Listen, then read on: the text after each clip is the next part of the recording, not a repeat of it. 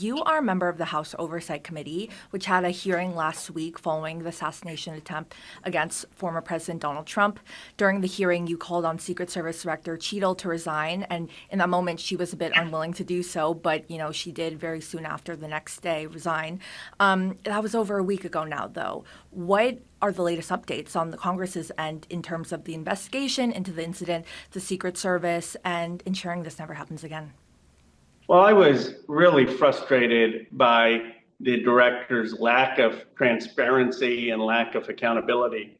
And I was the first Democrat on the House Oversight Committee to explicitly call for her to resign. It led to many other Democrats speaking out. And I'm glad she took accountability and did resign the next morning. I think she heard loud and clear that there was bipartisan anger at the failures that happened. I mean, it was a horrific assassination attempt. We still need answers. We need to understand why those lapses took place, what they're doing to rectify it, what they're doing to make sure that something like that never happens again against any former president, current president, or presidential candidate. And I expect answers in the upcoming weeks. Answers in terms of what methods of getting it? I know there have been a bipartisan task force.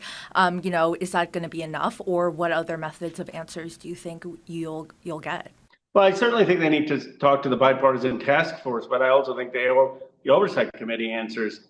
We need to know why those security lapses took place, what those security lapses were, who was responsible for it. Was it really a lone shooter, or were more people involved in any way? I think that has to be definitively answered. What was the motive of the attack? How do we make sure that this type of attack never happens again? Is there a lack of resources that the agency needs? And if so, what can Congress do to help?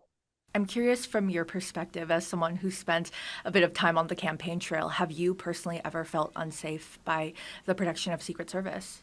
Well, as a member of Congress, I don't get Secret Service protection, nor do I think we can have 435 members of Congress. If you were ever on the campaign trail with a president at a presidential rally, how have you felt, being a member of Congress at a presidential rally, and felt like, Secret Service, their protection of that event?